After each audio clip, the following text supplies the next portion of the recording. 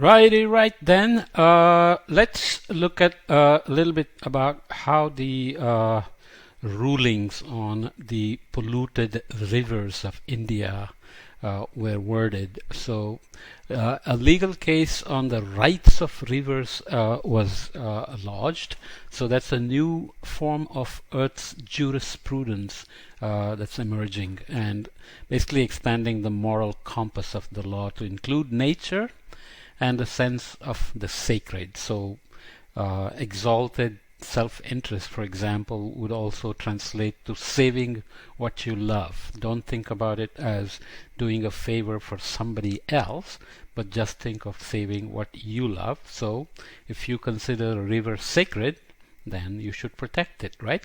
Legal rights are often granted to entities and organizations that are not human individuals. In the US, for example, corporations are considered legal persons. But recently, some nations such as Bolivia, Ecuador, Australia, and New Zealand have begun granting nature in general or specific natural entities personal legal personhood. Okay, so it's Uttarakhand in India, northeast, that contains part of the Himalayas and headwaters of the Ganges River, Ganga, holy Ganga, right? 2017, a high court there ruled that rivers Ganga and Yamuna, all their tributaries, streams, and every natural water flowing with flow continuously or intermittently of these rivers are declared as juristic legal persons, living entities having the status of a legal person with all corresponding rights, duties, liabilities of a living person. Okay, so the court based its decision in part on the fact that these rivers are sacred and revered, central to the existence of half the Indian population. And because environmental damages threaten their very existence, and this requires extraordinary measures to be taken to preserve and conserve rivers Ganga and Yamuna. Okay, so the court's decision established rivers as legal persons, but as minors under the law, thereby recognizing that rivers cannot speak for themselves. Just think about the legal precedent set here. They are persons, but they are minors, so they cannot speak for themselves. The court also designated specific positions in Uttarakhand state government to act for the rivers. Though the ruling has been appealed and is still working its way through the courts, it shows not only how legal thought about rights of the nature is beginning to change, but also that religion and sacredness of a particular natural entity are central to that shift. Hinduism has a culture of worshipping tools of trade, trees, mountains, rocks, rivers, and so on. But now we are getting to a stage where there is actually harm being done to those that are considered sacred and yet not being protected. In 2011, the Forum on Religion and Ecology, along with TERI, the Energy Research Institute University in Delhi, and Radharaman Temple in Vrindavan, sponsored a conference in India titled Yamuna River, a Confluence of Waters, a Crisis of Need. It brought together scientists, hydrologists, political scientists, religious leaders, and scholars to find ways to meet the difficult challenges of pollution of this sacred river. You can find the details here. Okay, so the conference highlighted how climate change affects rivers in a variety of ways, including higher temperatures causing algae blooms, fish kills, as well as unpredictable patterns of drought and flooding.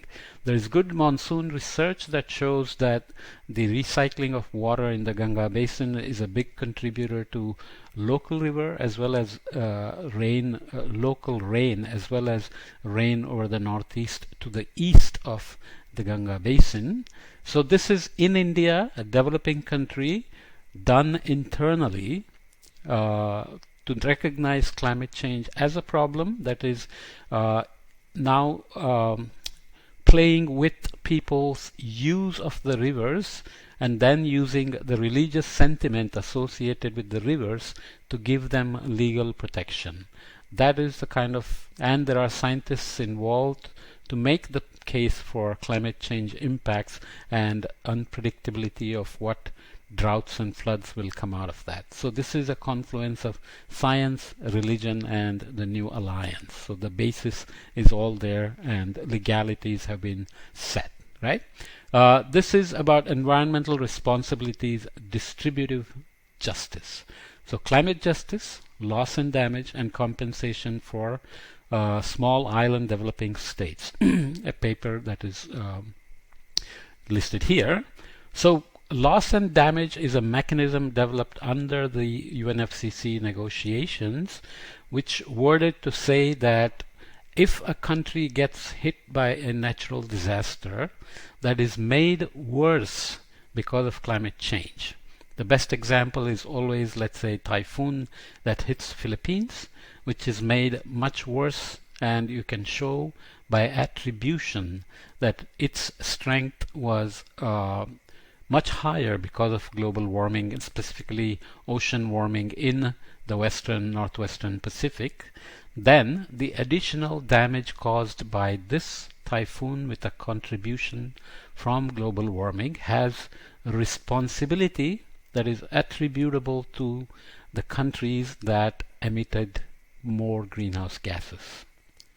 Right? Philippines is not a big contributor, but other countries are, which made the ocean warming and the strengthening of the typhoon. So climate justice gets to those levels, and obviously it's not completely established in terms of a precedent for awarding damages in this context of natural disaster made by climate change and someone being held responsible in a distributive justice sense. But small island states in the Western Pacific, in the Atlantic and Indian Ocean are already experiencing serious challenges of sea level rise. Vanuatu and I think Tuvalu, some of these small islands actually have plans to move tens of thousands of people. Okay, so if the West Pacific is warming and if number of typhoons may not increase, but if they get more intense, then every little bit of sea level rise is going to create a bigger problem. Plus, if you have an exclusive economic zone and sea level rises, then do you lose the economic zone because your island shrank, or do you retain the original exclusive economic zone? These are all critical questions related directly to climate change driven changes, and they need to be dealt with in a legal fashion as climate justice. Okay, here is the mapping of climate change in terms of extreme weather direct risks and overall vulnerability, sea level rise direct risks and overall vulnerability, agricultural productivity, and overall climate change impacts. And you can see the scale here ranking from 1 to 169. These are physical impacts adjusted for coping ability. There are things like adaptation gaps, coping abilities, etc. And you can see, for example, Philippines has got a pretty high ranking in terms of its overall vulnerability. Countries like India, Bangladesh, Central Asia over here, China, large parts of Africa, South America, and so on. So, how do you map the impacts of climate change onto overall vulnerability, and how do you assign responsibilities for climate events that happen over there in terms of extreme weather, sea level rise, crop yield loss, and so on. Bangladesh, for example, is a poster child for low-lying land just above sea level, and the Bay of Bengal is a hotspot for sea level rise, as well as land sinking because of the sediment loads from the Himalayan rivers and so on. So this gets fairly complicated, but nonetheless, religion is already playing into it. These are people, Reverend Dr. Gerald Durley, Margaret Bullitt Jones, Jim Anthol have all written about climate and climate justice and the need for the moral and ethical dimensions of climate change. And here is a book by Reverend Jim Anthol, I don't know how it's pronounced, Climate Church, Climate Church, Climate World, How People of Faith Must Work for Change. Okay, so this is incredibly good news in terms of religious institutions playing directly into making people aware, their congregations, their believers, their followers, aware that climate change is a risk that requires attention. Okay, this is from this paper from University of Nebraska Omaha that talks about social justice, which has typically been the prerogative of religion and social science, in general academia and so on.